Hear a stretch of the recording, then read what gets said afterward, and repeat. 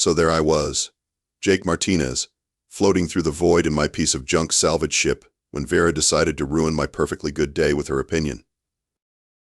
Jake, I strongly advise against approaching that vessel. My sensors indicate significant biomechanical anomalies. I rolled my eyes at the flickering holographic display.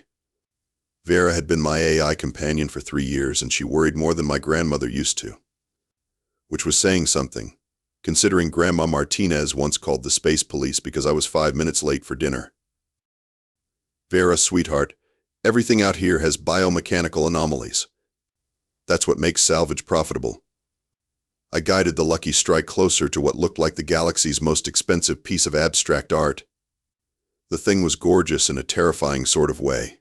Sleek metallic curves that seemed to breathe, crystalline protrusions that caught starlight like scales, and an overall shape that screamed either majestic space vessel or thing that will eat your face.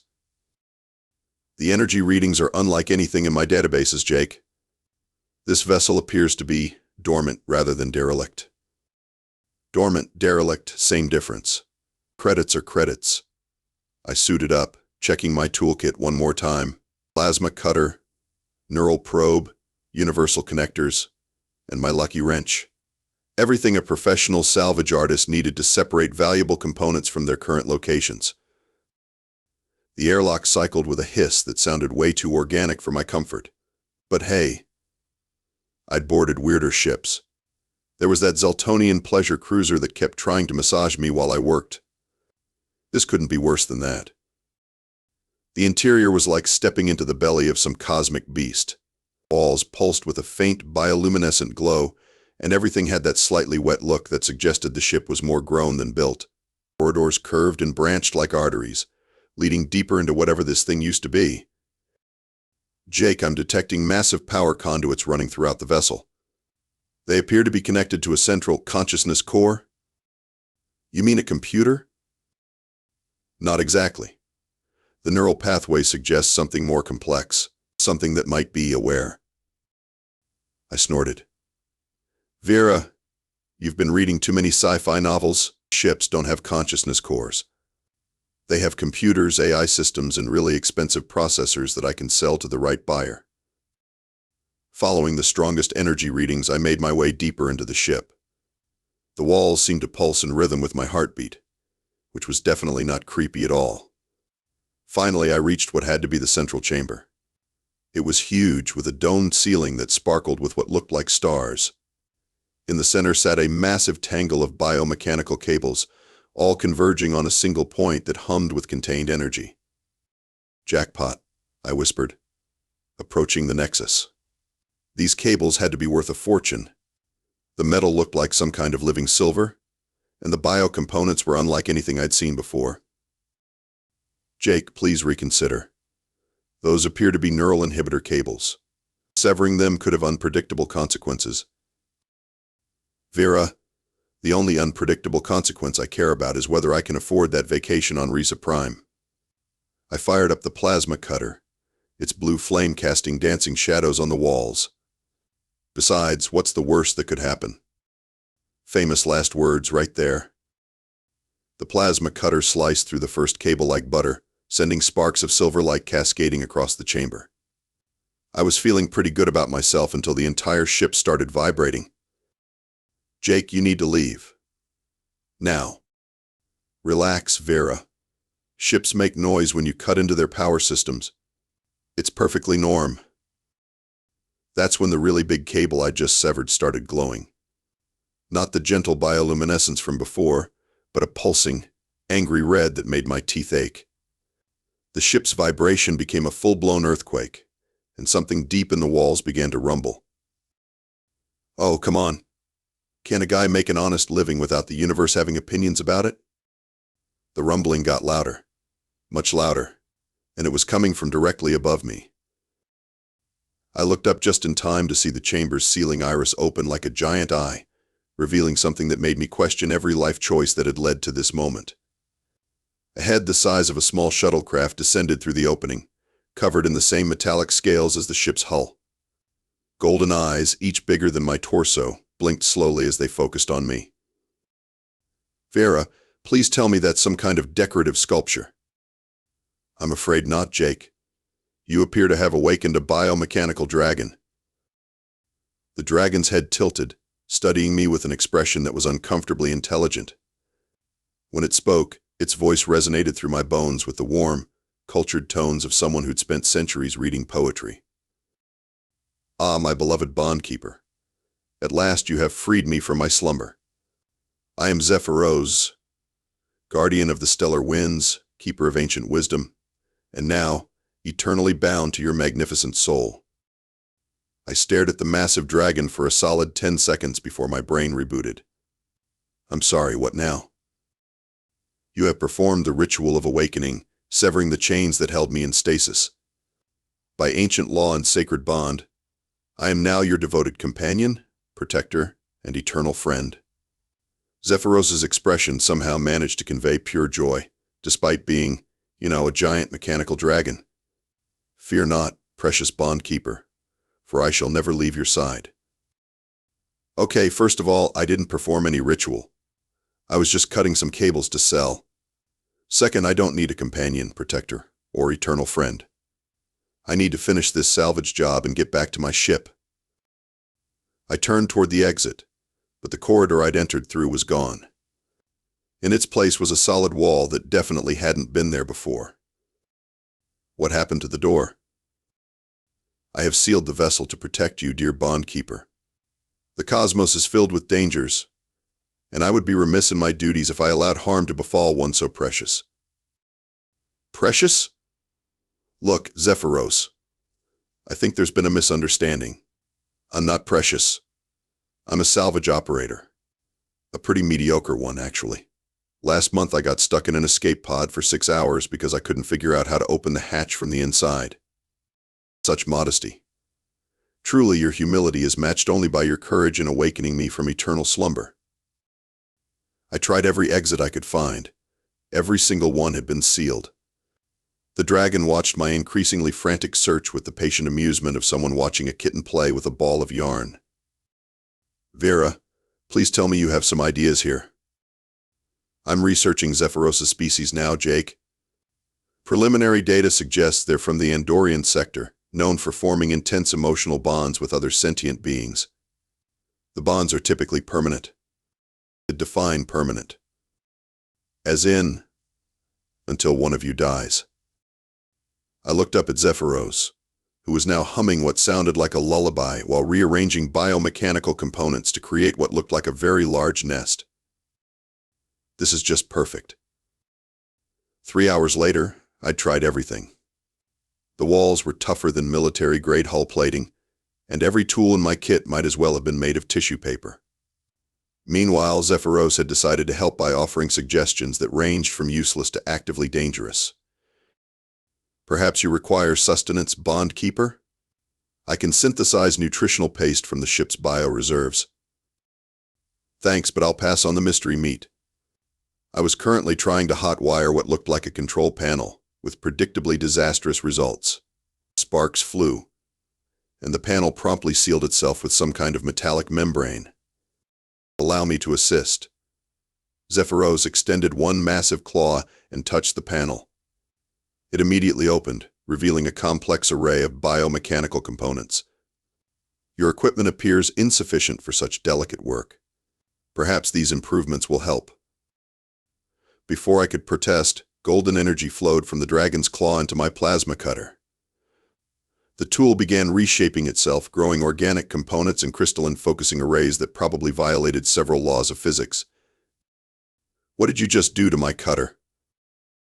I have enhanced it with superior biotechnology. It should now be capable of cutting through quantum lock materials and interfacing with temporal mechanics. I stared at my formerly simple plasma cutter, which was now humming with enough energy to probably cut a hole in reality. I just wanted to cut some cables and go home. Home? But dear bondkeeper, we are home. I have begun modifications to make our vessel more suitable for long-term habitation. As if on cue, the walls around us began shifting. The sterile chamber transformed into something that looked like a cross between a luxury hotel suite and a dragon's lair. Golden surfaces emerged from the walls, Comfortable seating arrangements grew from the floor, and what appeared to be a fireplace manifested in one corner, complete with holographic flames. This is not my home. My home is a cramped apartment on Station Beta 7, where the plumbing works maybe half the time and my neighbors play Vulcan death metal at 3 in the morning. How wonderfully exotic. You must tell me more about these Vulcan death metals. Are they ceremonial weapons? That's when Vera's voice crackled through my comm unit with news that made my day even better. Jake, I'm detecting an approaching vessel. It's Captain Thunderbolt. Right on schedule, Rex came charging to the rescue like a one-man cavalry unit. I could hear him through the ship's hull, probably announcing his arrival to anyone within a 3-system radius. Fear not, Jake Martinez.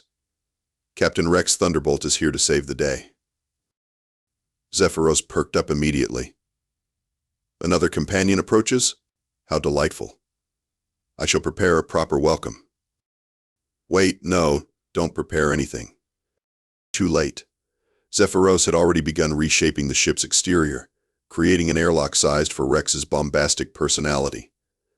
Within minutes, my captain came striding through the new entrance, resplendent in his perfectly polished uniform and cape that somehow managed to billow dramatically even in artificial gravity. Jake, my good man, what's this about being trapped by, oh my? Rex stopped mid-stride as Zephyros's massive head descended to eye level with him. For a moment I thought my captain might actually show some sensible caution. Instead, Rex straightened his shoulders and stuck out his hand. Captain Rex Thunderbolt, at your service, magnificent creature. I assume you're the dragon Vera mentioned. Indeed, I am Zephyros, and you must be the honor guard my bondkeeper has summoned to assist in our grand adventures. Honor guard? I like the sound of that. I watched in horror as Rex and Zephyros began what could only be described as enthusiastic mutual ego stroking. Within minutes, they were best friends, discussing tactics for battles that didn't exist and comparing notes on dramatic entrances. This just keeps getting better, I muttered. Zephyros began creating accommodations for Rex, transforming another section of the ship into what looked like a military command center crossed with a throne room. Rex examined his new quarters with the delight of a child on Christmas morning. Jake, why didn't you tell me salvage work included dragon companions and honor guard positions? This is the best job ever. Rex, we're not honor guards. We're prisoners, with very polite captors. But Rex was already trying on what appeared to be ceremonial armor that Zephyros had synthesized from the ship's bio-reserves.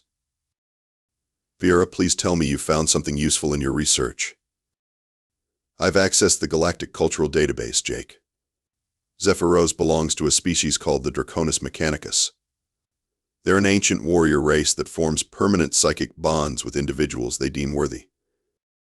And how exactly does one become unworthy? That's the problem.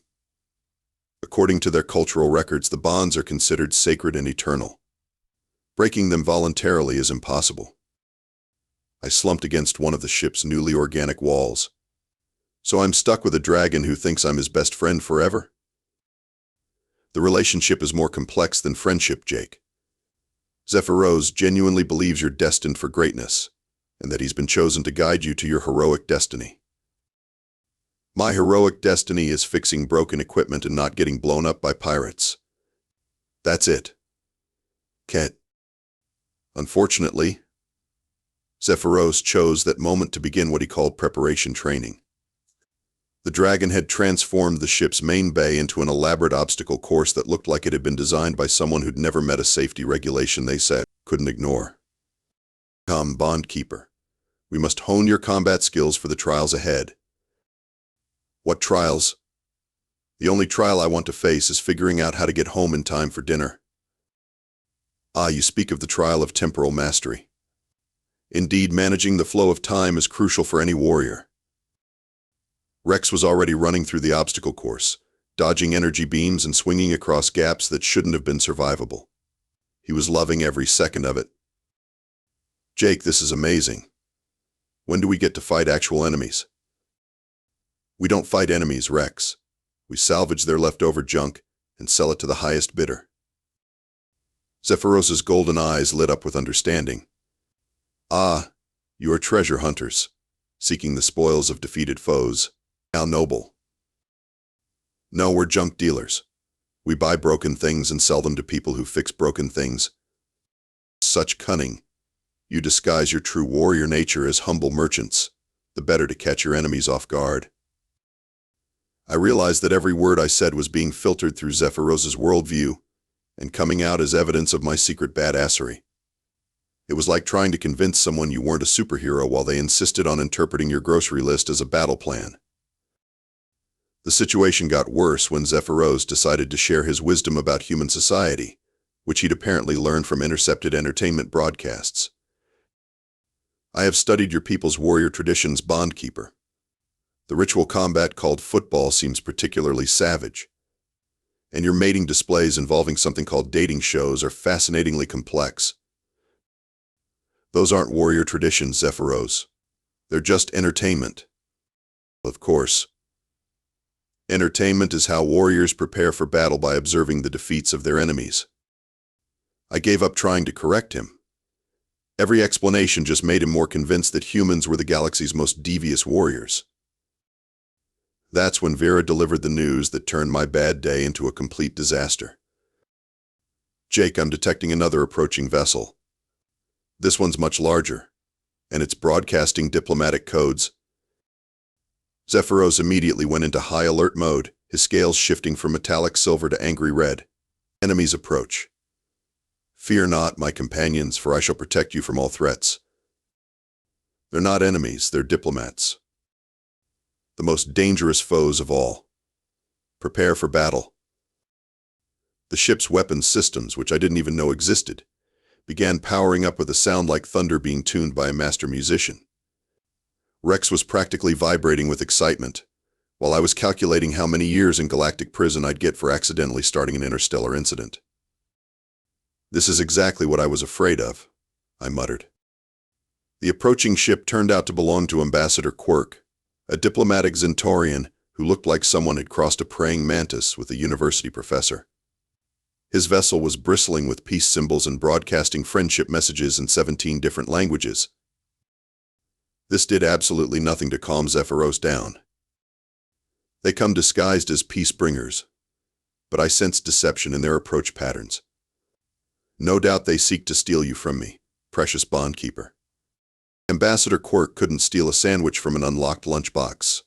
He's the most harmless being in the galaxy. All the more reason to be suspicious. Quirk's ship docked with us through what I can only describe as aggressive politeness. The ambassador himself appeared at the airlock looking exactly like someone who'd spent the last 20 years dealing with bureaucratic nightmares, which, knowing Quirk, he probably had. Greetings, Zephyros of the Stellar Winds. I am Ambassador Quirk of the Galactic Diplomatic Corps. I've been searching for you for quite some time. Zephyros immediately positioned himself between Quirk and me, his massive bulk blocking the ambassador's view. State your business, deceiver. What tricks do you bring to steal my Bondkeeper? I'm not here to steal anyone. I'm here because you missed your mandatory check-in with the Cultural Preservation Board 37 years ago. There's paperwork to file. I blinked. Paperwork? Quirk nodded enthusiastically. Oh yes, extensive paperwork. Form 27B for extended stasis periods, Form 15C for interspecies bonding declarations, and of course Form 91Q for changes in legal guardian status. I don't need a legal guardian. Actually, Mr. Martinez, according to Draconis Mechanicus law, anyone bonded with a member of their species automatically becomes a ward of the Galactic Cultural Preservation Board until they complete their heroic journey. Rex perked up from where he'd been examining what appeared to be a ceremonial sword that Zephyros had created for him. Heroic journey? That sounds amazing. It typically involves traveling to 7 different worlds, defeating at least 3 space pirates, and rescuing a minimum of 1 civilization from disaster. I don't want to rescue civilizations. I want to go home and watch sports broadcasts. Zephyros interpreted this as me being modest about my heroic ambitions. Fear not, Bondkeeper. We shall start with something simple. Perhaps liberating a small moon from oppression. Quirk pulled out a datapad and began reading from it. Actually, there's a loophole in Section 45J that might help. If the bonded human can demonstrate that their current occupation fulfills the requirements of a heroic journey, they can petition for alternative service status. My current occupation is fixing broken things and trying not to get killed by pirates. Ah, but do you not seek lost treasures in dangerous places, face constant threats, and provide valuable services to those in need? When he put it like that, salvage work did sound kind of heroic.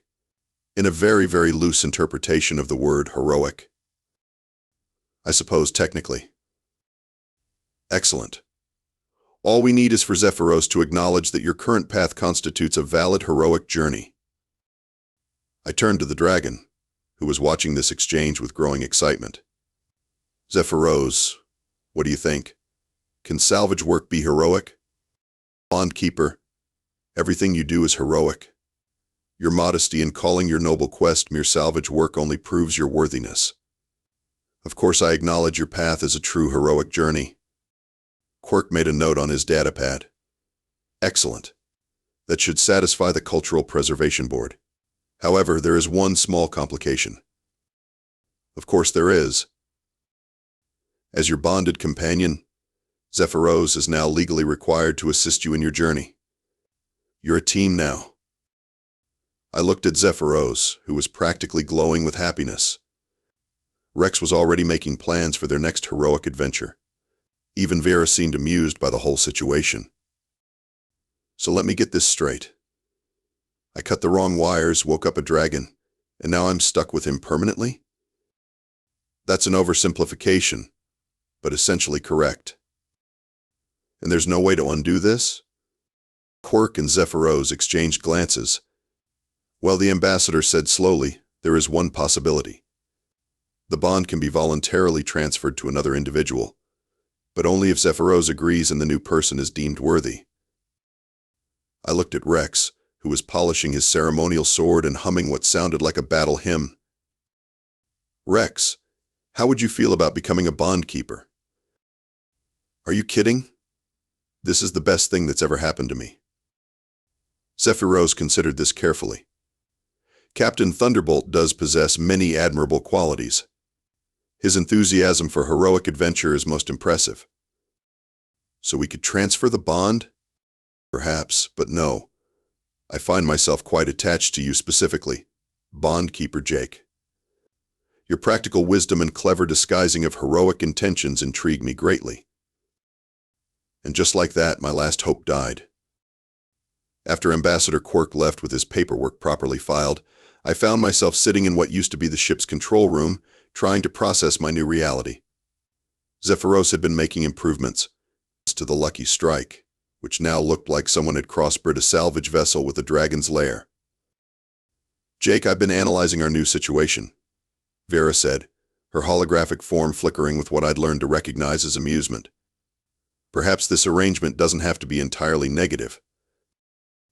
Vera, I'm bonded for life with a dragon who thinks I'm destined for greatness. How is that not negative? Consider the advantages. Zephyros has enhanced all our equipment with biotechnology that's centuries ahead of anything else in the galaxy. Our ship is now faster, more efficient, and nearly indestructible. She had a point. The plasma cutter now worked so well it was almost boring. And our new enhanced sensors could detect salvage opportunities from 3 star systems away. Plus, Rex added, admiring his reflection in a newly grown metallic surface, we look fantastic. This armor Zephyros made is amazing. You realize we can't exactly blend in anymore, right? We look like we're heading to a costume party for space Vikings. Zephyros's massive head appeared through what used to be a normal-sized doorway. Bondkeeper. I have received distress signals from 3 different sectors. Pirates threaten a merchant convoy in the Vega system.